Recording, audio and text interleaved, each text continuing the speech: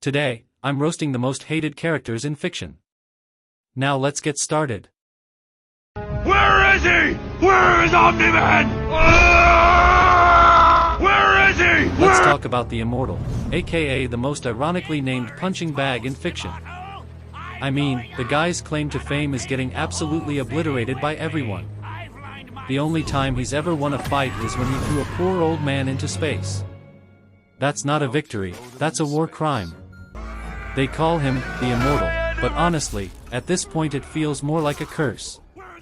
He doesn't die because he's powerful, he dies because the plot needs a punching dummy. My man gets brought back just to get folded again. I've seen NPCs with more durability in Minecraft Hardcore. Now let's talk about Mineta, aka the grape-flavored pervert from My Hero Academia. This man is living proof that not every character deserves a quirk, or screen time, or air to breathe. Mineta's whole personality is just being short, horny, and annoying, like if a Reddit mod came to life but had no self-awareness and a glue-based head condition. His quirk? Sticky balls. His purpose? Comic relief, but not the funny kind, the kind that makes you question the writing. Every time he shows up on screen, it's just him being the biggest gooner. Dude's trying to be a hero, but his biggest achievement is not getting expelled for sexual harassment. And somehow, he made it into UA, which means somebody at that school looked at this gremlin and said, yeah, let's give him power. Mineta isn't a character, he's a mistake that somehow survived editing. SFPD! Meow? Next up on the chopping block, the original live-action Sonic, aka the blue abomination that gave an entire generation of kids trust issues. Whoever greenlit that design needs to be on some kind of cinematic watch list. That thing didn't look like Sonic, it looked like a rejected Cats character who got hit by a truck and then lost a bet with a taxidermist. Human teeth? Tiny beady eyes? Limbs like a dollar store mannequin? It was like Sonic if he did meth in a motel for 5 years straight. The internet bullied an entire movie studio into fixing him, and honestly, rightfully so. That design wasn't just bad, it was a crime against nature. You don't gotta go fast when you look like that. You gotta go straight to therapy.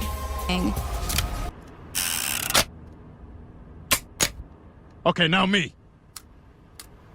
Oh, that's a stop sign! Next up, Carter Pewterschmidt, aka Mr. Monopoly's evil twin with the charm of a tax audit. This guy is the physical embodiment of generational wealth and zero emotional development. Born on third base, thinks he hit a home run, and still manages to be a bitter, joyless sack of privilege. Carter isn't just rich, he's cartoonishly rich, but somehow still manages to act like he's suffering more than Peter after falling down the stairs for 45 seconds. The man has a mansion, a yacht, and probably owns half of Quahog, but still treats everyone like they're beneath him, especially Lois, his own daughter, like she personally slapped the stock market. And let's not forget, every time this man talks, it's either wildly racist, offensively classist, or just plain boomer nonsense. If Carter was a real person, he'd be on Fox News every night talking about how poor people should just stop being lazy and buy a company. Dude looks like you peeled the skin off a country club. If capitalism had a face, it would be his smug, wrinkly one. Alright, just get off it. Let's Check it out. Oh, good morning, Rupert. Please tell me you set the timer on the coffee maker because I completely forgot. Next up, we've got Sho Tucker, the Sewing Life Alchemist, better known as the walking reason why therapy exists. This man didn't just cross a line, he sprinted past it, laughed, and then fused his own daughter with the family dog. Bro really looked at his innocent child and thought, yeah, let's mix her with a Labrador so I can keep my government paycheck. Like, what? He's not a scientist, he's a certified monster with a lab coat. And the worst part? He did it with that creepy calm voice like he was explaining how to make a grilled cheese. Daddy did a bad thing, is the understatement of the goddamn century. Sho Tucker is the only anime character who deserves less redemption than a Naruto villain with 5 war crimes and a tragic backstory. At least they cried about it. This man smiles. Smile. He's the type of dude that would sell his soul for tenure at a state-funded death lab. If anime ever needed a poster boy for "You're Going to Hell," it's this rat-faced maniac.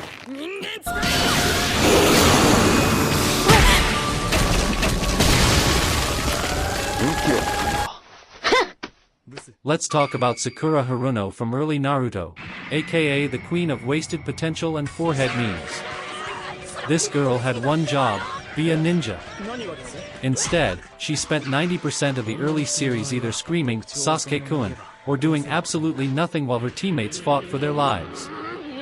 Naruto's out here getting impaled for the squad. Sasuke's activating demon eyeballs. And Sakura? She's watching, maybe crying, occasionally giving a motivational speech no one asked for. Her biggest flex in the early arcs? Cutting her hair. That's it. She really thought that was a character arc, bro. People are out here unlocking new bloodlines and summoning giant toads, and you think a haircut deserves screen time? Please. And don't get me started on her being the smart one. Sure, she aced the written test, but when it came time to throw hands, useless. She's like if Hermione Granger went to Hogwarts, but only learned how to whine and simp.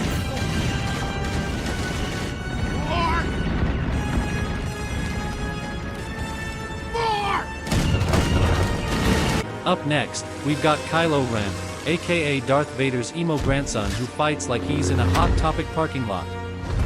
This dude is the human embodiment of a Tumblr blog from 2013. Constantly throwing tantrums, smashing control panels, and brooding like he just lost his spot in a boy band. He's supposed to be the next big villain in the galaxy, but half the time he looks like he's one bad haircut away from writing poetry in the corner of a Sith temple. And don't even get me started on that mask. Man put on a discount Vader helmet to feel scary, but still gets clowned by Rey with zero training. And speaking of Rey, the whole Reylo thing? That was less romance, more red flag speedrun. He kidnapped her, manipulated her, tried to kill her friends, and somehow still ended up making out with her before dying like a space sim. Peak Disney. Kylo's whole arc is just one long edgy spiral of, I'm conflicted, bro, so is my sleep schedule, but I don't go blowing up planets about it. It's Morbin time.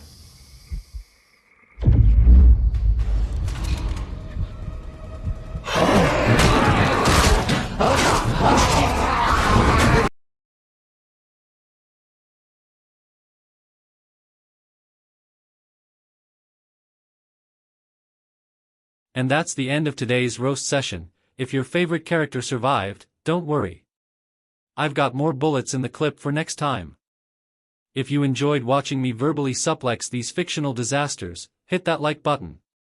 Subscribe for more unfiltered chaos, and comment below which character deserves to get absolutely cooked in the next one. This is Daku, signing off. See you in the next one.